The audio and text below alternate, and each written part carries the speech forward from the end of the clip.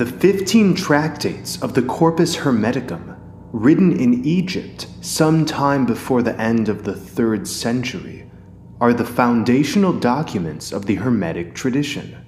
This piece of work came out of the same religious and philosophical atmosphere that gave rise to Neoplatonism, Christianity, and Gnosticism. The following is a summary of the Corpus Hermeticum's teachings.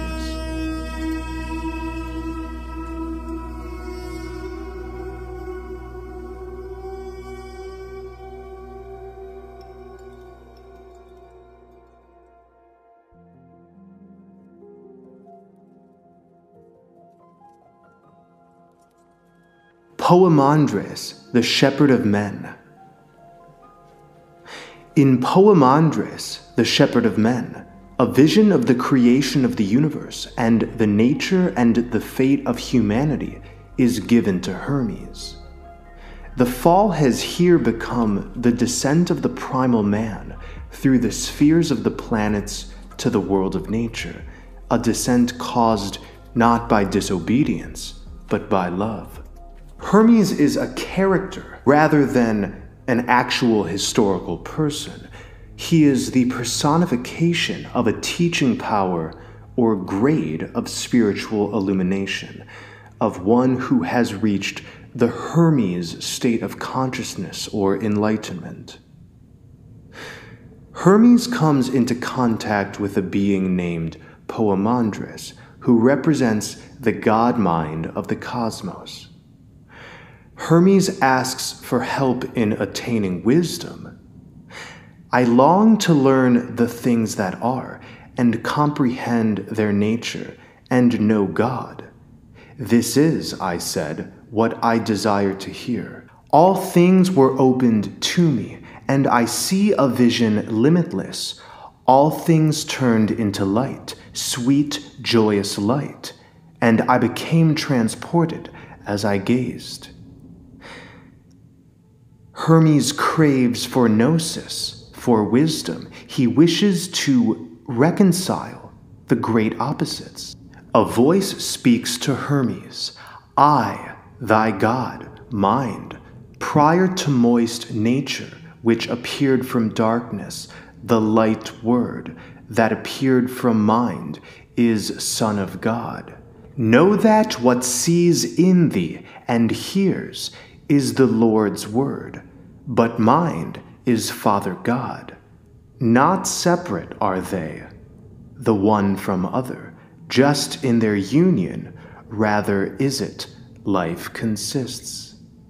So understand the light, he answered, and make friends with it.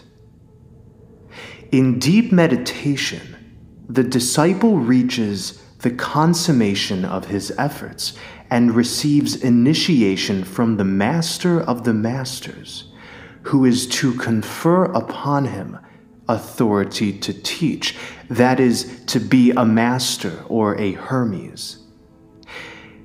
This is the Grand Master of the inner mysteries. Hermes is being given the wisdom that life is formed from the word of the God mind. The mind is the great being infused into all beings without beginning or end. Poemandres explains the creation of the cosmos to Hermes. But all-Father mind, being life and light, did bring forth man co-equal to himself, with whom he fell in love, as being his own child. For he was beautiful beyond compare, the image of his sire. In very truth, God fell in love with his own form, and on him did bestow all of his own formations. Man is twofold, mortal because of body, but because of the essential man immortal. Though deathless and possessed of sway o'er all, yet doth he suffer as a mortal doth, subject to fate. Thus, though above the harmony, within the harmony he hath become a slave. Man from light and life changed into soul and mind, from life to soul, from light to mind. From will of God, nature received the word, and gazing upon the cosmos, beautiful did copy it, making herself into a cosmos by means of her own elements and by the births of souls. Poemandres tells Hermes, I, mind, myself, am present with holy men and good, the pure and merciful, men who live piously.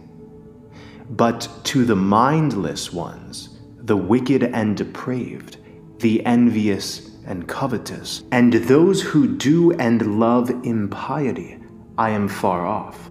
So we have this mind introducing itself as being only present within those who are of virtue.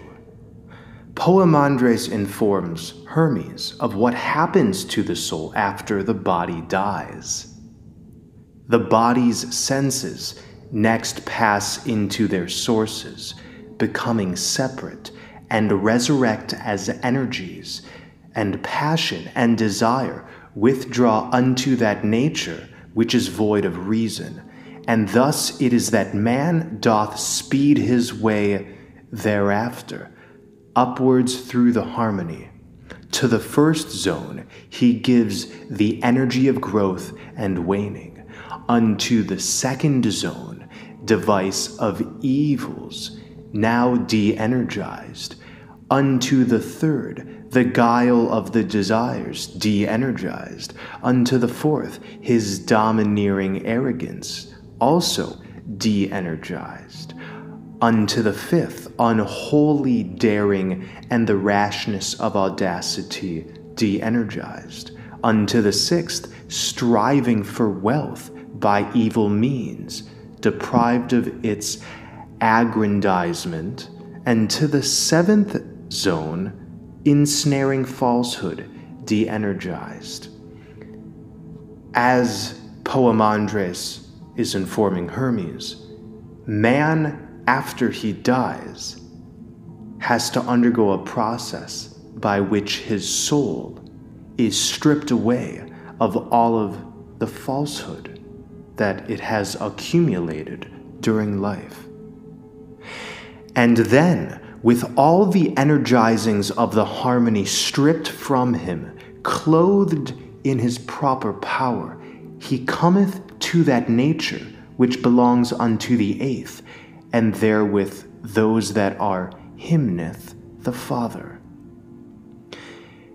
The number 8 represents infinity, the integration of spirit and matter. Hermes is being told that ultimately the soul reunites with the infinite. Hermes concludes that he is to teach mankind about the ways in which to reconnect with the infinite, with the spirit, with the mind, with the all. Hermes relays, and I began to preach unto men the beauty of devotion and of Gnosis.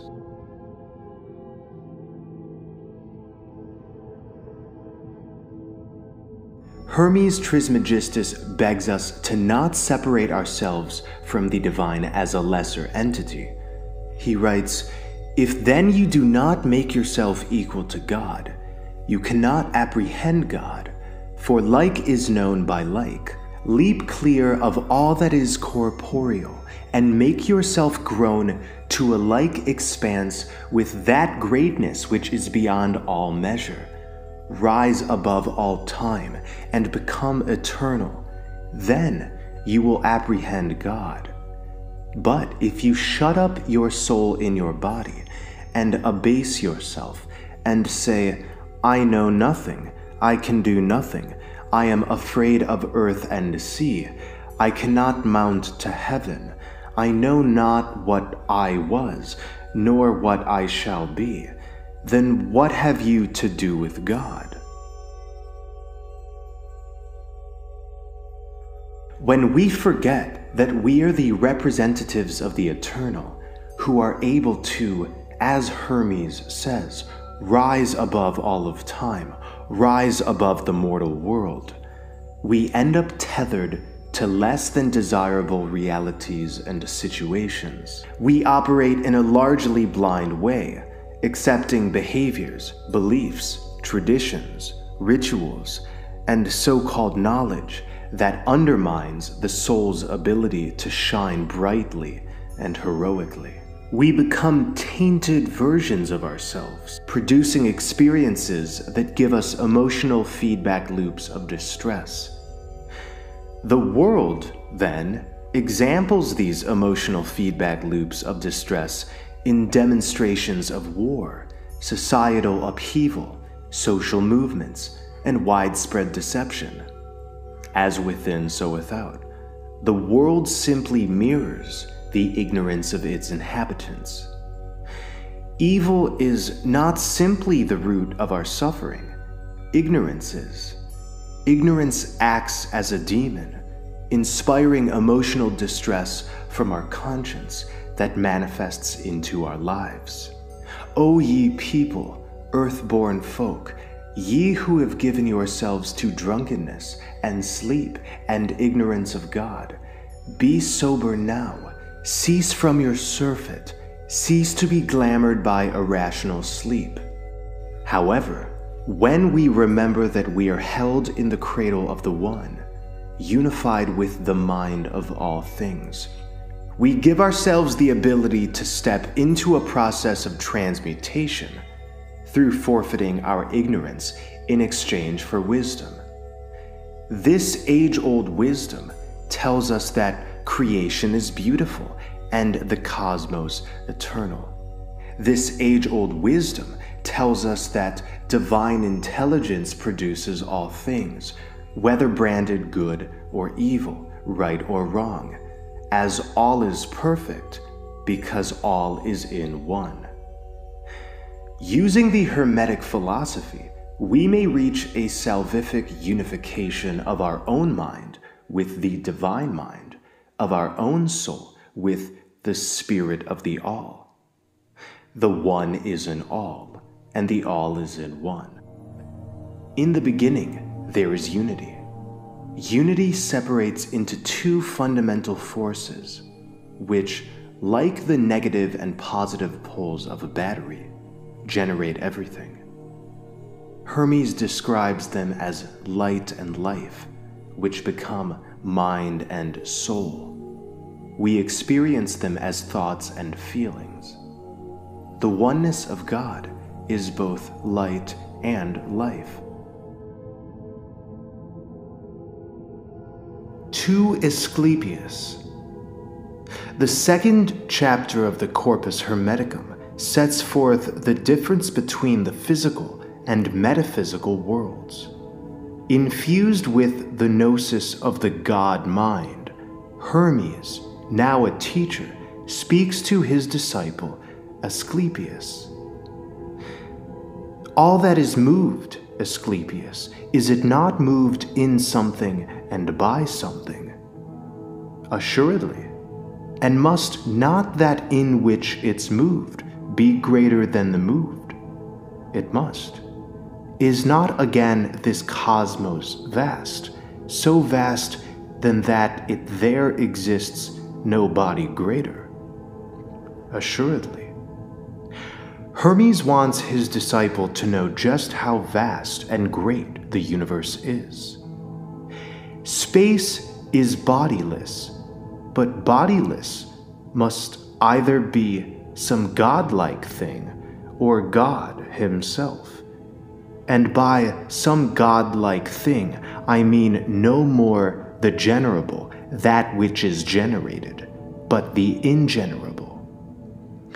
This is the Hermetic view that the dimension of space itself, that which matter is contained in, isn't made, it just is. Creation lays within an everlasting sphere, an everlasting canvas. This is the empty canvas that the painter, aka the God mind, uses to create. If then space be some godlike thing, it is substantial, but if 'tis God himself, it transcends substance. Further, all that is moved not in the moved, but in the stable, and that which moves another is of course stationary, for 'tis impossible that it should move with it. The motion, therefore, of the cosmos will not be caused by things exterior to the cosmos, but by things interior to the exterior, such things as soul or spirit, or some such other thing incorporeal. Spirit charges matter with the spark of the divine, which in turn directs the motion of the cosmos. This is a loop from spirit to matter, and matter to spirit. Soul moves the cosmos. Spirit moves the cosmos. Hermes emphasizes that matter does not matter, first and foremost. It is the unseen which orchestrates everything. The world nourishes bodies, while the spirit nourishes souls. 'Tis not the body that doth move the living thing in it, nay, not even the whole body of the universe, a lesser body, e'en though there be no life in it. Thou seest, then, how heavy laden is the soul, for it alone doth lift two bodies. Hermes goes on to list what God is not. The force which everything originates from can't be conceived simply because it is the only force, the only being with no origin point. God, therefore, is not mind, but cause that the mind is. God is not spirit, but cause that spirit is. God is not light, but cause that the light is. Later in the Corpus Hermeticum, Hermes will enforce that God is not distinct from the God within, stating, neither is it possible that maker should exist without the made, for each of them is one and the same thing. Knowing this, let us continue. We are being told that purity is where all originates from.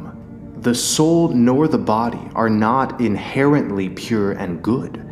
It's the force behind the show that enforces goodness. It is written, "He is good alone, and nothing else. The rest of things are separable all from the good's nature, for all the rest are soul and body, which have no place that can contain the good." The greatness of the good, the potential of the cosmos, is vast, just like the universe itself.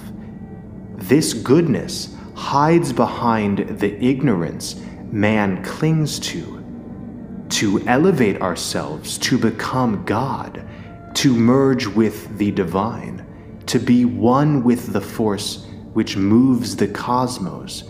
It is crucial that we advocate the good, the pure, the righteous. And some of the men, they out of ignorance do give the name of good, though they can never either be or become good. For they are very different from God, while good can never be distinguished from him, for that God is the same as good. God is synonymous with what is good and beautiful. The good is he who gives all things and not receives. God, then, doth give all things and receive not. The occult meaning of this passage proves significant. When we give for the sake of the giving, we drive reality in the way that the God mind thinks up all of creation. performing the good, is synonymous with being the original divine cause of creation. We should act as the inspirers of beauty and of excitement, of play and of joy, of tranquility and of wisdom. The only way to do so, however, is to do so without a single expectation, without any attachment to potential rewards or prizes.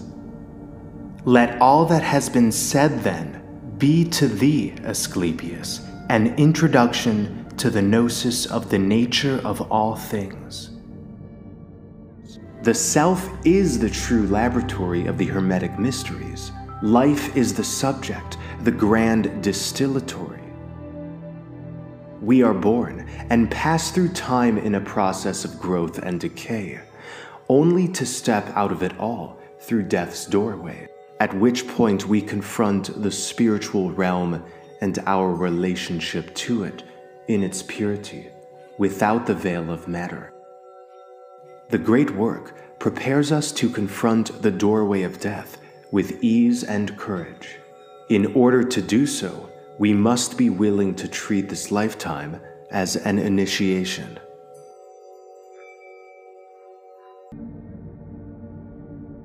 The Sacred Sermon.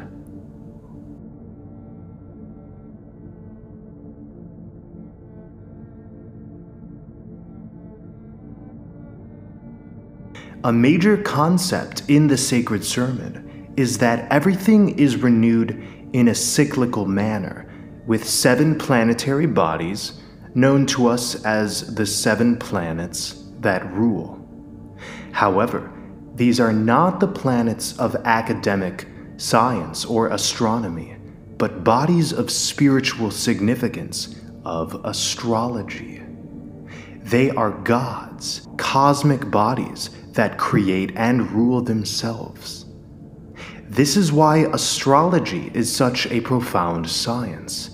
The 7 bodies, along with everything surrounding them in the firmament, rule everything on Earth as the conductors of personality and the ongoings throughout time. In Hermetic alchemy, there is a mystical ascension which occurs through these spheres as the soul reunites with God, with the source of everything. And heaven was seen in 7 circles. Its gods were visible in forms of stars with all their signs. There arose 4-footed beasts and creeping things, and those that in the water dwell, and things with wings, and everything that beareth seed, and grass, and shoot of every flower, all having in themselves seed of again becoming. So now we are being given a very important concept. The concept that Earth is a construction. It is a construct designed with the purpose that man will reconnect with his divine origins. Man must achieve Gnosis, spread it, and create heaven on earth. The 7 planets, or spheres, basically astrology, helps man to do this, to merge spirit with matter. And they selected out the births of men for Gnosis of the works of God, that they might increase in increasing and multiply in multitude, and every soul infleshed by revolution of the cyclic gods, for observation of the marvels of heaven and heaven's gods' revolution, that they might know the fates that follow good and evil deeds, and learn the cunning work of all good arts. For every birth of flesh ensouled, and of the fruit of seed, and every handiwork, though it decay, shall of necessity renew itself, both by the renovation of the gods, and by the turning round of nature's rhythmic wheel. So we are birthed into this world for means of achieving Gnosis, and we undergo the turning of nature's rhythmic wheel as this happens. Every single time we connect with what's called God, with the divine, with the infinite intangible, we renew ourselves and stimulate the entire cosmos. Thus, we are fundamental to the clockwork of this Earth system as much as we are ruled by it. For that whereas the Godhead is nature's, ever making new again the cosmic mixture, nature herself is also co-established in that Godhead. Nature is indeed feminine. As we renew ourselves, nature renews herself. We call her Mother Nature for a reason. Everything is always undergoing birth and death. It is the only way harmony between chaos and order can exist.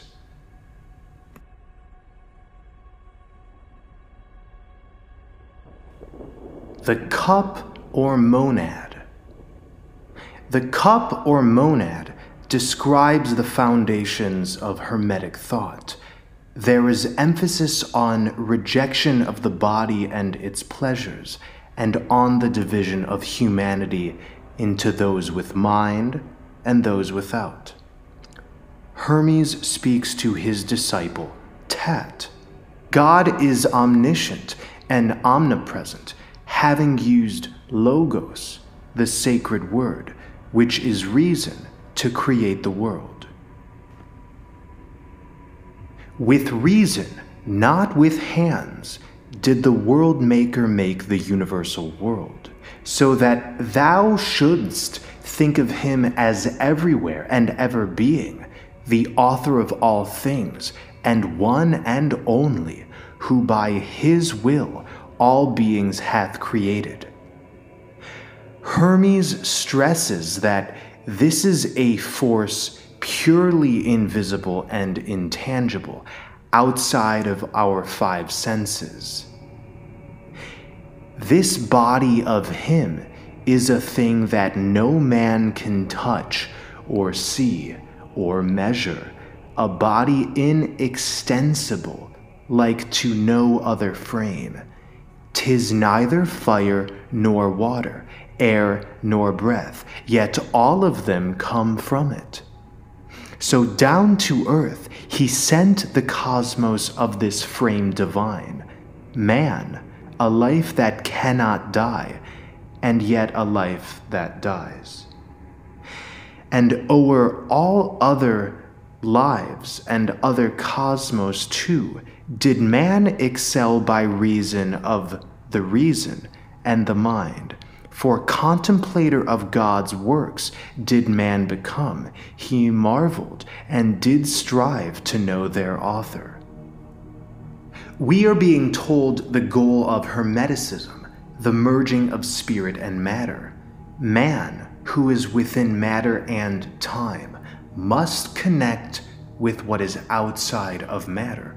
Hermes is telling us that we may use our abilities of reason and of contemplation to know our divine origins.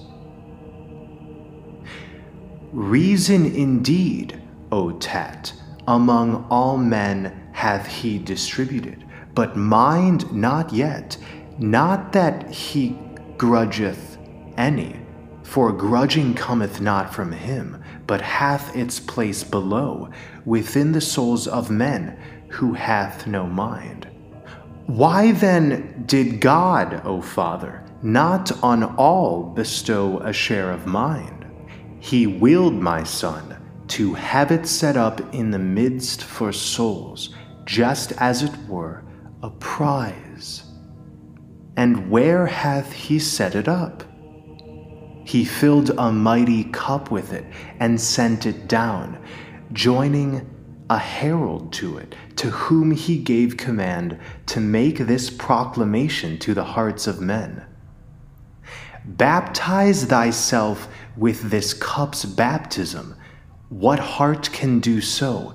Thou that hast faith, thou canst ascend to him that hath sent down the cup. We are being told that Gnosis is required to receive the mind of God. Although all is dreamt up from this mind, to reconnect, to reestablish a connection with it, requires reverence, discipline, and awareness. It is up to us to connect with the divine, and not for the divine to connect with us. This is why it is written, "But they who do not understand the tidings, these, since they possess the aid of reason only and not mind, are ignorant. The senses of such men are like irrational creatures, and as their whole makeup is in their feelings and their impulses, they fail in all appreciation of those things which really are worth contemplation. These center all their thought upon the pleasures of the body and its appetites, in the belief that for its sake men hath come into being. All men have in them reason, but few have mind. This mind is the real man, the perfect man, the integrated self. This true self-consciousness is the prize set up for souls to win, we could say. It is the crown of humanity, the Christ state. This is, O Tat, the gnosis of the mind, vision of things divine. And now, O Tat, God's image hath been sketched for thee, as far as it can be, and if thou wilt attentively dwell on it, and observe it with thine heart's eyes, believe me, son, thou'lt find the path that leads above.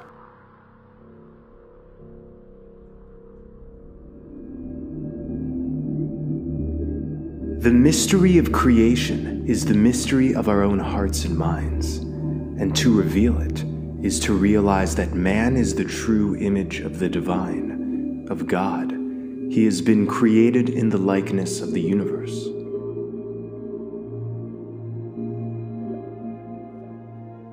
Everything great to be found in the canvas of creation is reflected in man, and for this reason, man is signified as a microcosm in contrast to the macrocosm of the universe.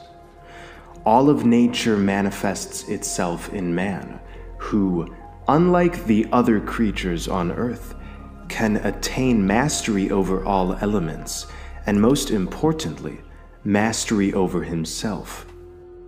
The infinite and immortal force of oneness, known as God, or the All, creates and infuses itself into the finite and temporary, most completely into the human being.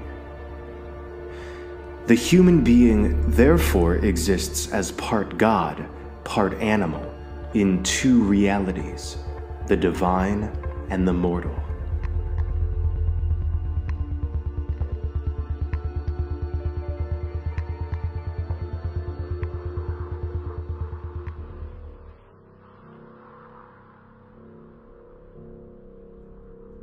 Though unmanifest, God is most manifest. This is a fairly straightforward Hermetic sermon of the beauty of creation. Hermes is relaying the perfection of all things.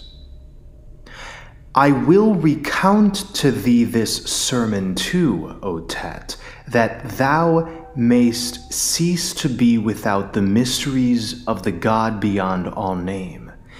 And mark thou well how that which to the many seems unmanifest will grow most manifest for thee. All that is made manifest is subject to becoming, for it hath been made manifest. But the unmanifest forever is, for it doth not desire to be made manifest. It ever is, and maketh manifest all other things. The intangible will always remain elusive and beyond our senses, and that is perfect. Everything came out of nothing. The manifested comes from what remains unmanifested, although intertwined in its own creation. Being himself unmanifest, as ever being, and ever making manifest, himself is not made manifest. God is not made himself by thinking manifest, thinking into manifestation. He thinketh all things manifest.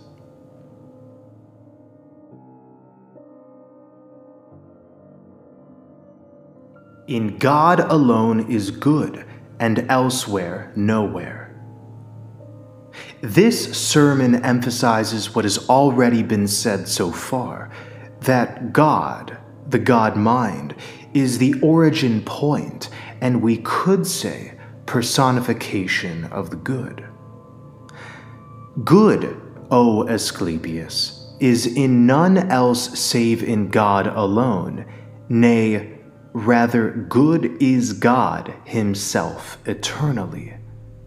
The name alone of good is found in men, the thing itself nowhere in them, for this can never be. For no material body doth contain it, a thing bound on all sides by bad, by labors, pains, desires, and passions, by error, and by foolish thoughts. Spirit animates all, the world, and the men of it, manifest and exist in goodness only with appreciation of the divine. To let objects within the material world rule over us, to fall into the trap of materialism, is to ignore the divine. Spiritual blindness is so common now, and we must use our courage to be different from the herd. There is no good that can be got from objects in the world, for all the things that fall beneath the eye are image things and pictures, as it were, while those that do not meet the eye are the realities, especially the essence of the beautiful and good. The cosmos is not evil. It is the beautiful order that springs from chaos. But when we are blind to what creation is, when we are spiritually ignorant, evil, we could say, and we do say, is manifested. In the 21st century, the cult and curse of materialism flourishes in our world. But wisdom teaches us the perils of following a worldview and existence which depreciates the magnificence and supremacy of spirit. Of course, this leads us to the next part of the Corpus Hermeticum. The greatest ill among men is ignorance of God. Having defined and explained the God mind, its mechanisms of creation, and the relationship between spirit and matter, between the seen and unseen, Hermes now can answer the question of suffering in mankind. He says, "Whither stumble ye, sots, who have sopped up the wine of ignorance unmixed, and can so far not carry it that ye already even spew it forth? Stay ye, be sober, gaze upwards with the true eyes of the heart. And if ye cannot all, yet ye at least who can.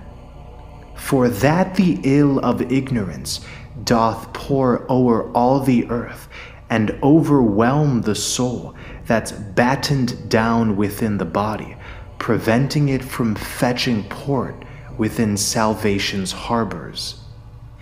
Be then not carried off by the fierce flood, but using the shore current, ye who can, make for salvation's port, and, harboring there, seek ye for one to take you by the hand and lead you unto Gnosis's gates,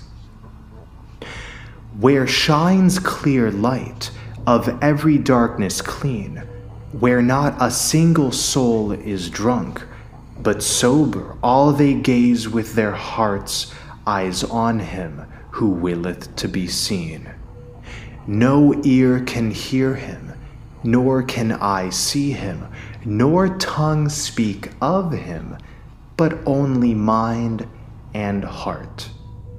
But first thou must tear off from thee the cloak which thou dost wear, the web of ignorance, the ground of bad, corruption's chain, the carapace of darkness, the living death, sensation's corpse, the tomb thou carriest with thee, the robber in thy house, who through the things he loveth hateth thee, and through the things he hateth bears thee malice. Such is the hateful cloak thou wearest. The gnosis of these passages should not be ignored. Humanity remains drunk in their collective state of degeneracy and disrespect of the divine. It's interesting that the Hermeticum compares one in this degenerative, ignorant state to a robber in one's own house. It's true, we have nothing to gain when we walk blindly in this world. All actions, all that we propel, ultimately returns to us. Everything we perform on the stage of life, alone and in company, affects our energy fields. This is why Hermes says we wear a cloak. This is akin to the concept of the aura, the type of cloak we wear, or the type of energy we emit, depends on the depth of our spirituality. That no one of existing things doth perish, but men in error speak of their changes as destructions and as deaths. Hermes continues imparting truths to Tat. The title of this sermon gives the main idea. Men in error speak of their changes as destructions and as deaths. As we pass through time in this miraculous journey called life, it's common to be enemies with change. Change is synonymous with the passage of time. The passage of time is designed for the ultimate ascension of the souls within it. Nothing truly dies, just changes. But those in error, those who have turned away from a life of spirituality, tend to rebel against change. We each plant the seeds of the eventual effects of our lives. Of course, it is commonly and truthfully proclaimed that we reap what we sow. Matter, son, when it was yet incorporate, was in unorder, and it doth still retain down here this nature of unorder enveloping the rest of the small lives, that increase and decrease which men call death. Hermes introduces the truth that there is really no death. The end of the bodily form reflects the frailty of matter, not the vastness of the spiritual realm.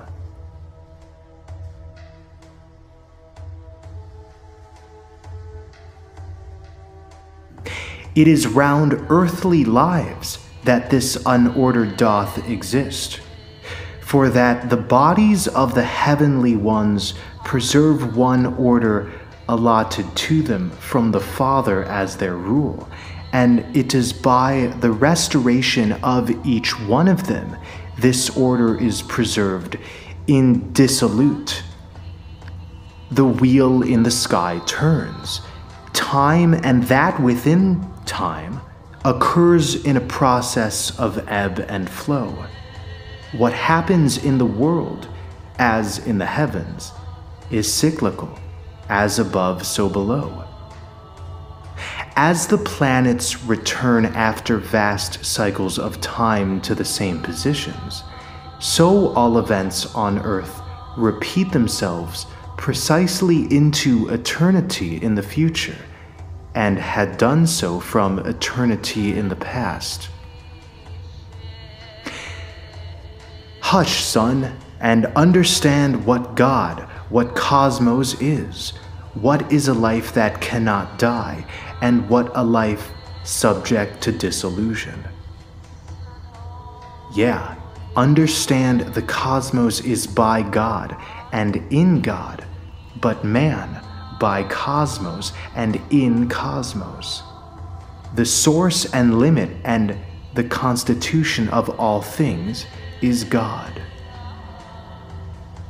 To unify with the cosmos in life is to break through the doorway of death and thus become immortal. Essentially, if we reunite in the here and now with the divine, any beyond will have the potential to bring forth this reunification. When death occurs, we may become immortal. When this gnosis, and thus transmutation, is sustained.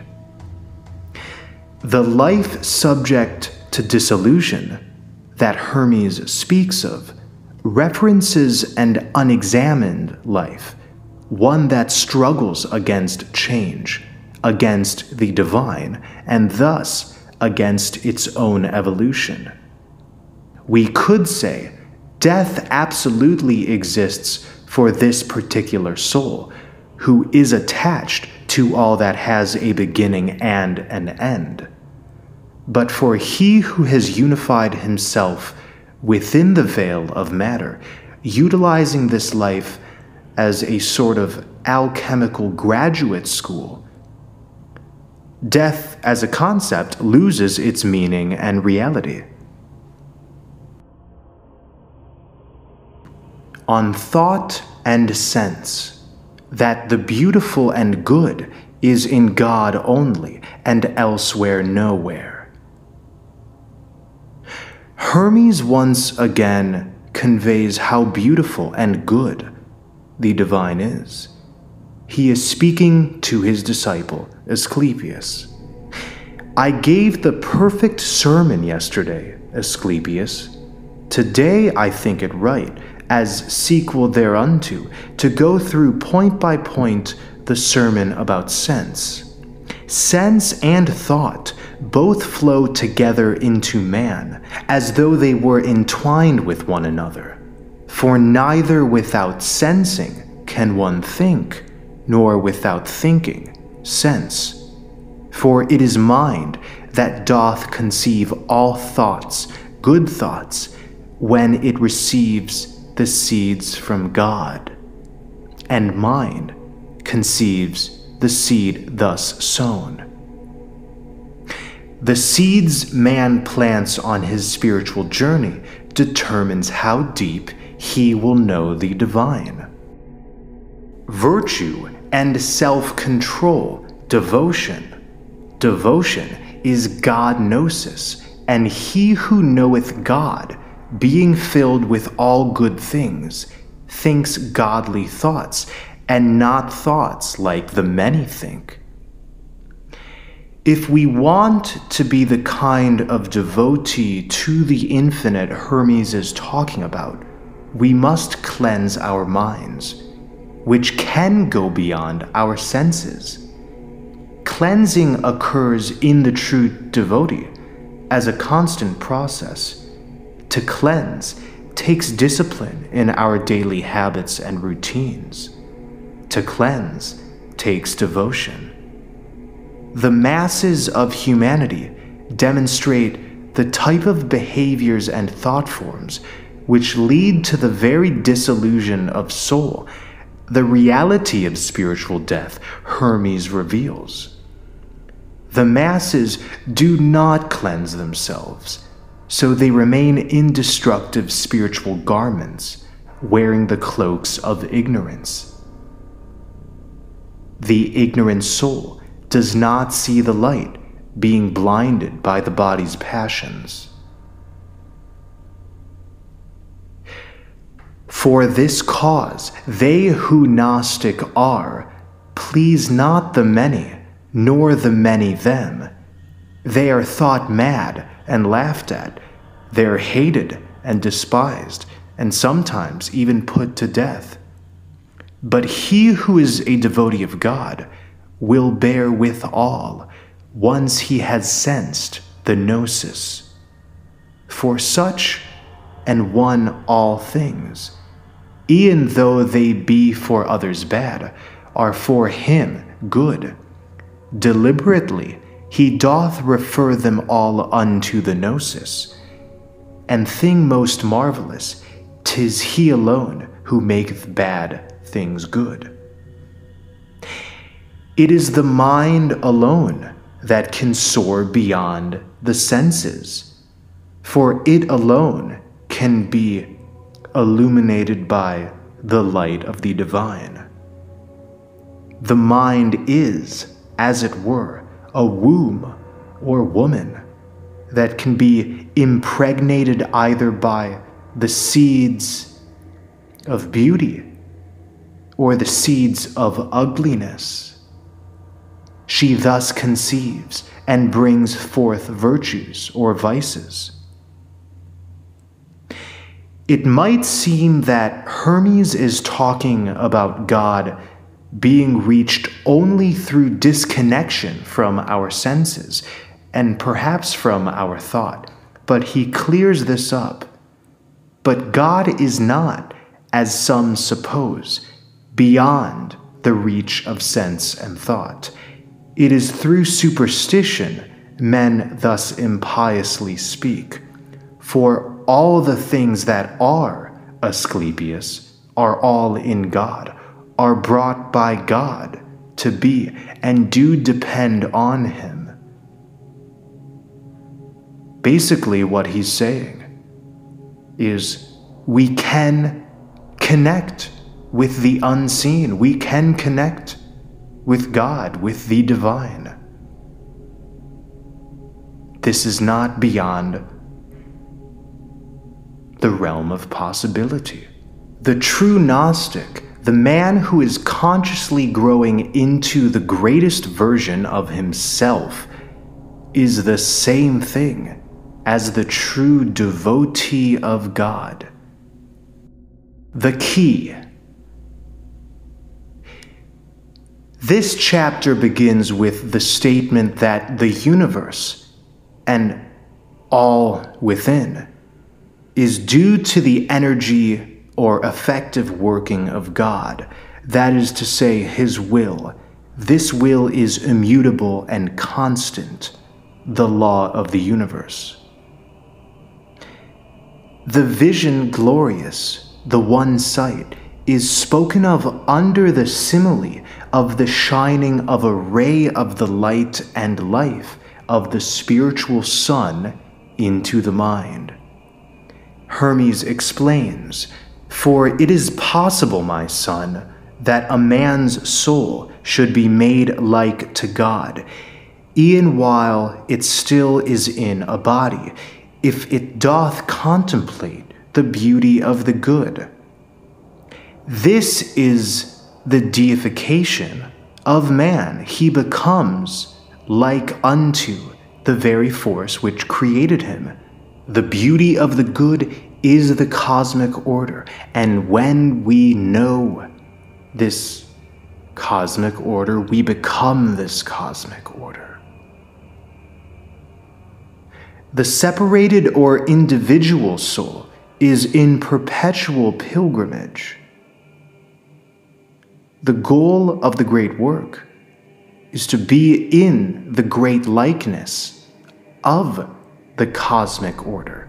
Making oneself into this likeness is the supreme transformation of the soul. Gnosis is declared to be the only path of salvation or safety. It is the way up the mountain, we could say. And thou surrenderest thy way of life unto the daemon. For in this treatise, Hermes tells us that at death, the mind stripped of its wrappings and naturally divine, taking unto itself a fiery body, doth traverse every space after abandoning the soul unto its judgment and whatever chastisement it hath deserved. The key to this is the sentence, "When mind becomes a daemon, the law requires that it should take a fiery body to execute the services of God." This is to say that we are subject to burn with the very passions that prevent us from connecting with the divine. The fire of hell is then but the reflection of the light and of the mind. It is the burning remorse of a mind that now sees the inevitable results of every selfish action, thought, word, and deed. That every energy we give out ultimately comes back to us. This is karma, this is cause and effect. The soul thus lives out the inevitable consequences of its past vicious deeds in body.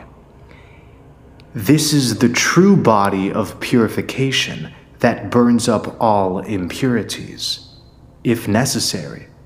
And oh, it is necessary. And so Hermes explains the nature of the dispensation of the universe, the interlinking of the grades of being from God downwards, the intercourse of communion of souls. God, cosmos, and man are grades of being. Each is a sun, as it were, in their operations. God's rays are his energies or self-realizing operations. Those of cosmos are the natures of things. Those of man are the arts and sciences. This is what Hermes says. He only is blessed who is filled with God. And really, that is to say, the true Gnostic who has received the consecration of the fullness. Whereas the soul that is empty, deprived of this fullness, cut off from it, is so empty of the mind. This is the state of emptiness or insufficiency. Such souls, says Hermes, should not be called men, for a true man is not only equal to a god, but even higher than the gods. Such a man we should, in Christian terms, call a Christ, one animated or illuminated by the mind or spirit of God. Mind unto Hermes. In the next part of the Corpus Hermeticum, Hermes shifts his role to the receiver of wisdom from the universal mind. Mind says to him, "Master this sermon, then, thrice greatest Hermes, and bear in mind the spoken words. And as it hath come unto me to speak, I will no more delay." Many of the same concepts of oneness are relayed here with added details. For the modern man, these repetitious proclamations of how unified and thus praiseworthy the divine is may seem redundant, but the Corpus Hermeticum does so, knowing that practice makes perfect. The term aeon here refers to the timeless and spaceless realm of ideal being. God's power is aeon. Aeon's work is cosmos, which never hath become, yet ever doth become by aeon. Therefore will cosmos never be destroyed, for aeon's indestructible, nor doth a whit of things in cosmos perish, for cosmos is enwrapped by aeon round on every side, and God's in mind, and mind in soul, and soul in matter, and all of them through aeon. But all this body, in which are all the bodies, is full of soul, and soul is full of mind, and mind of God. All things, all spaces, and all times have to be realized as being within oneself simultaneously. If this is realized or known, not only imagined, then a man becomes a true knower of God, a Gnostic. There is a wonderful sentence written concerning this path to the Supreme. If thou but sett'st thy foot thereon, 'twill meet thee everywhere, 'twill everywhere be seen, both where and when thou dost expect it not, waking, sleeping, sailing, journeying, by night, by day, speaking and saying naught. For there is naught that is not image of the good. About the common mind. This sermon has as its subject the common or general mind. Great mind, good daemon. For mind, as we are told, is the benefactor of men. Mind, personified as the Father, is the good shepherd, the good physician. This mind in men is God, and for this cause some of mankind are gods, and their humanity is nigh unto divinity.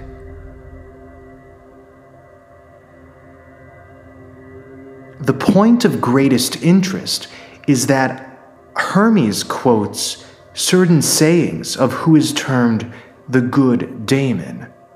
Daemon signifies a lesser supernatural entity.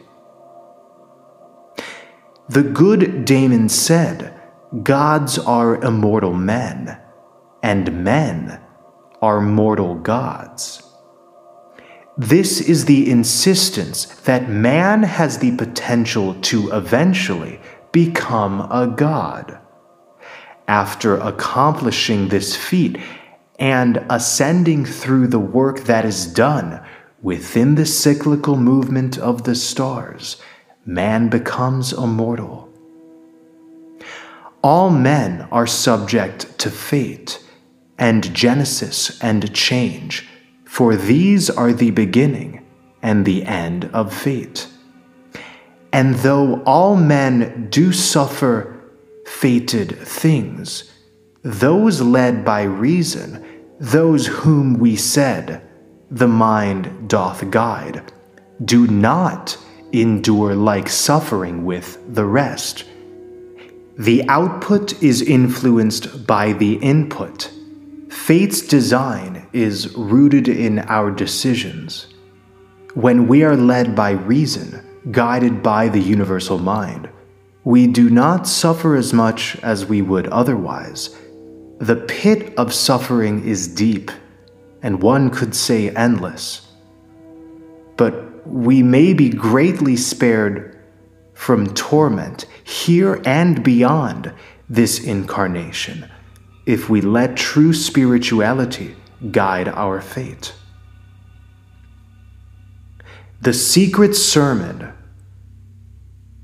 The Secret Sermon is in many ways the culmination of the whole corpus, summing up the theory of the Hermetic system at the same time as it provides an intriguing glimpse at the practice. The term secret is used, of course, to mean esoteric, not known to the masses of humanity. The focus of the dialogue is the experience of rebirth, which involves the replacement of 12 tormentors within the self by divine powers, leading to the awakening of knowledge of the self and of the divine. Torment, the first, is this not knowing, son. The second one is grief. The third, intemperance. The fourth, concupiscence. The fifth, unrighteousness. The sixth is avarice. The seventh, error. The eighth is envy. The ninth, guile. The 10th is anger. 11th, rashness. The 12th is malice. Creeping through the prison of the body, they force the man that's placed therein to suffer in his senses. These tormentors could be called adjacent to the concept of vice or sin. But the power of Gnosis exists for us to vanquish these tormentors, and to defeat these tormentors is to defeat birth and death, to prevent rebirth. Hermes maintains the key to ascend is to go inside and meditate. We are tormented by the suffering our own habits produce in our mindlessness, in our disconnection from spirit. This is why Hermes says, "Withdraw into thyself, and it will come. Will, and it comes to pass. Throw out of work the body's senses, and thy divinity shall come to birth. Purge from thyself the brutish torments, things of matter." Near the end of the sermon, the secret hymnody, a song of praise for the divine, is presented as a litany for worship to be performed twice each day at sunrise and at sunset. It goes as follows: "Let every nature of the world receive the utterance of my hymn. Open, thou earth, let every bolt of the abyss be drawn for me. Stir not, ye trees. I am about to hymn creation's Lord, both all and one. Ye heavens open and ye winds stay still, and let God's deathless sphere receive my word. For I will sing the praise of him who founded all, who fixed the earth, and hung up heaven, and gave command that ocean should afford sweet water to the earth, to both those parts that are inhabited and those that are not, for the support and use of every man, who made the fire to shine for gods and men for every act. Let us together all give praise to him, sublime above the heavens, of every nature, Lord. 'Tis he who is the eye of mind. May he accept the praise of these my powers. Ye powers that are within me, him the one and all, sing with my will. Powers all that are within me. O blessed Gnosis, be thee illumined, hymning through thee the light that moaned alone can see. I joy in joy of mind. Sing with me praises, all ye powers. Sing praise, my self-control. Sing thou through me, my righteousness, the praises of the righteous. Sing thou, my sharing all, the praises of the all. Through me sing truth, truth's praises. Sing thou, O good, the good, O life and light, from us to you our praises flow.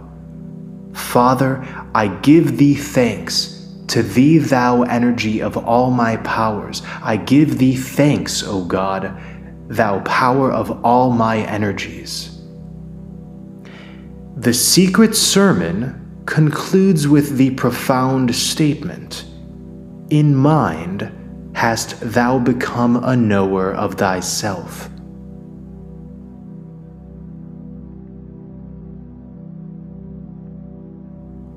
A letter of thrice greatest Hermes to Asclepius. The next chapter takes the form of a letter written from Hermes to his student Asclepius. A line of significance written is, "He who's good is neither arrogant nor impotent." To say in another way, being good does not mean being helpless or unable to take effective practical action. It does not mean to be weak. It also does not mean being conceited. So between the extremes, in the center, that is where we always find the truest essence of what this text calls the good. The letter stresses the concept of the will of the divine.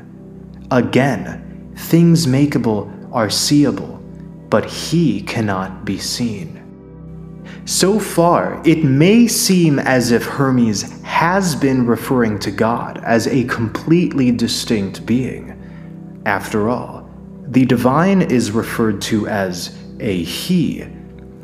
But in the Hermetic philosophy, this externalization is done as a way to revere this force of divinity that exceeds our ability to articulate.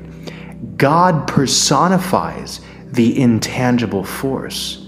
All of this is why, in the letter, Hermes writes, "For all things are these twain, maker and made, and 'tis impossible that one should be without the other, for neither is it possible that maker should exist without the made, for each of them is one and the same thing." Because the made and maker are the same thing, we have the full capability to undertake a process of ascension. Hermes gives us the keys to do so. The life of spirit is the individual life. Spirit and matter are the positive and negative, the masculine and feminine energies of the divine that are constantly interacting with one another. In one sense, we could say spirit and matter are exactly the same thing.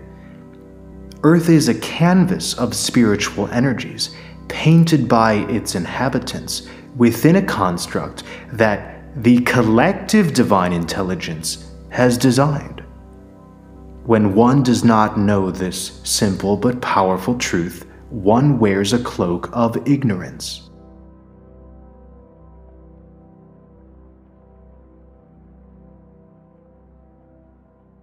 The definitions of Asclepius unto King Ammon.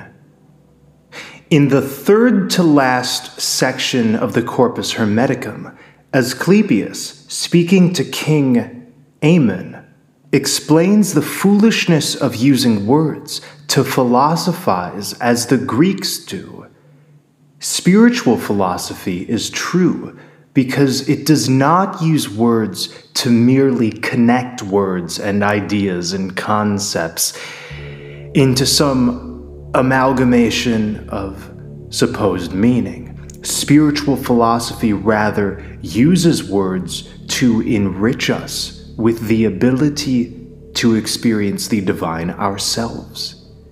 Asclepius says, "The Greeks, O king, have novel words, energic of argumentation only, and thus is the philosophizing of the Greeks, the noise of words. But we do not use words, we use sounds fulfilled with deeds." He goes on to relay the oneness learned from Hermes. One is all, for that the fullness of all things is one. He makes the point that immortality is possible when we are in harmony with God, with the good. If there be an essence which the mind alone can grasp, this is his substance, the reservoir of which would be his light. He operates all things. To the immortals he distributeth perpetual permanence, and with the upper hemisphere of his own light. All that he sends above from out his other side, the side of him which looks to heaven, he nourisheth the deathless parts of cosmos. Asclepius sets forth the doctrine of the daemons, or ministers of the gods, who are assigned to the lower hemisphere of operation from earth to the sun. These daemons are what a Hindu or Buddhist would call karmic agents, for they are all connected with the concept of fate. The daemons, ranked underneath the gods, regulate men. For there are many choirs of daemons round him, like unto hosts of very various kinds, who though they dwell with mortals, yet are not far from the immortals, but having as their lot from here unto the spaces of the gods, they watch o'er the affairs of men, and work out things appointed by the gods. Each one of us being born and made alive, the daemons take hold on us. Those daemons who are in service at that moment of the wheel of Genesis, who are ranged under each one of the stars. By being born, we are bound by karma, by cause and effect. There are intangible forces which make this process of cause and effect operate smoothly. And based on Hermetic philosophy, we are assigned specific entities, specific energetic frequencies emitted by the God mind that are meant to utilize cause and effect for us specifically. It gives just as much as it takes, however, cause and effect, because it can also do much for us. we are rewarded just as much as we are punished. Of Asclepius to the king. The next chapter is incomplete. We don't have the full original text, but we may still glean some beauty from it. Asclepius continues to speak to the king. If thou dost think of it, O king, even of bodies, there are things bodiless.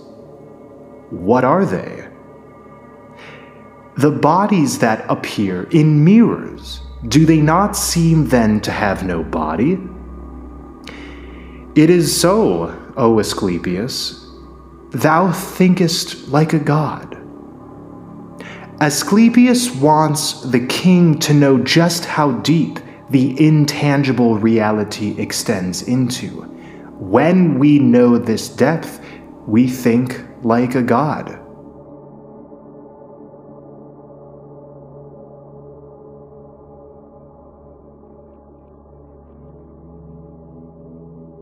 There are reflections of things bodiless on bodies, and of bodies too upon things bodiless. That is to say, reflections of the sensible on the intelligible world, and of the intelligible on the sensible. This statement can penetrate us in a similar way that as within so without can. There are reflections of things around us that are not originated in the realm we walk in. As within, so without. We walk in this dream of life. And the truth is stranger than fiction.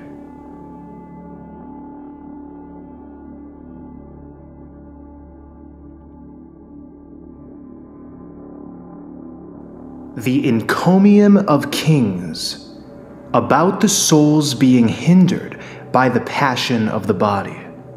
And we shall read, he who is the natural musician God, not only in his making of the harmony of his celestial songs, but also in his sending forth the rhythm of the melody of his own songs, right down unto the separate instruments, is as God, never wearied. For that with God there is no growing weary. God is unwearied spirit, unceasing in his joyous gifts, the self-same benefits bestowing everywhere. For babes just born have not the strength to sing their Father's glory, as it should be sung, but they give proper thanks for them, according to their strength, and meet with pardon for their feebleness. So is it too in the king's case, for that we men, as though we were the children of the king, feel it our natural duty to give praise to him. Still must we ask for pardon for our insufficiency, e'en though 'tis granted by our sire before we even ask. These passages basically say that it's important to revere the divine as a force that will clear us of our uncleanliness. And as it cannot be the sire will turn from babes newborn because they are so weak, but rather will rejoice when they begin to recognize his love, so also will the Gnosis of the all rejoice, which doth distribute life to all.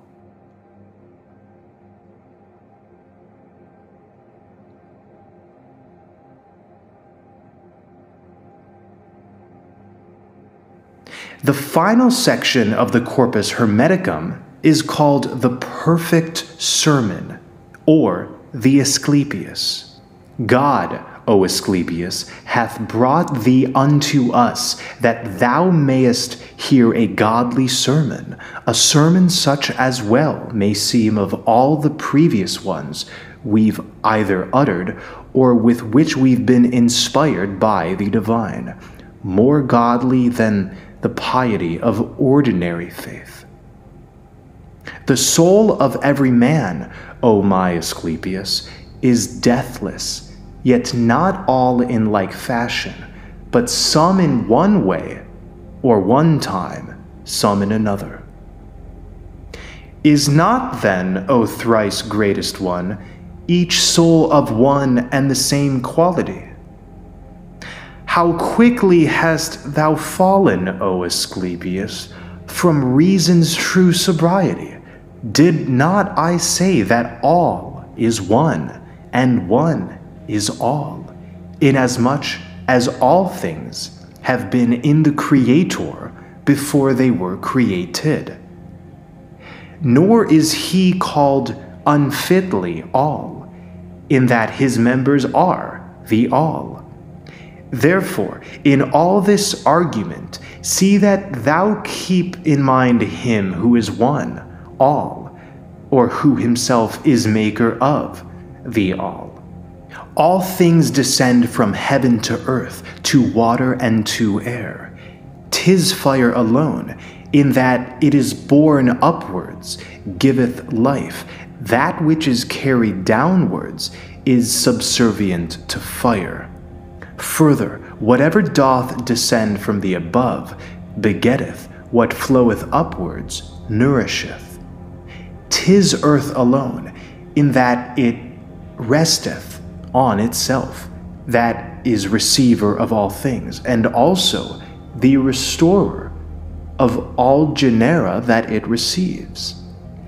This whole, therefore, as thou rememberest, in that it is of all, in other words, all things embraced by nature under soul and world, are in perpetual flux, so varied by the multiform equality of all their forms, that countless kinds of well-distinguished qualities may be discerned, yet within this bond of union that all should be seen as one, and from one all.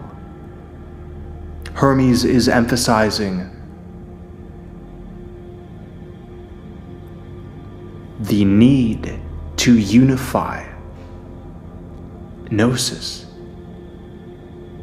Gnosis, in fact, is the observance of the unification, that all is enmeshed within. That then, from which the whole cosmos is formed, consisteth of 4 elements: fire, water, earth, and air. Cosmos itself is one, its soul is one, and God is one. Now lend to me the whole of thee, all that thou canst in mind, all that thou skillst in penetration. For that the reason of divinity may not be known except by an intention of the senses like to it.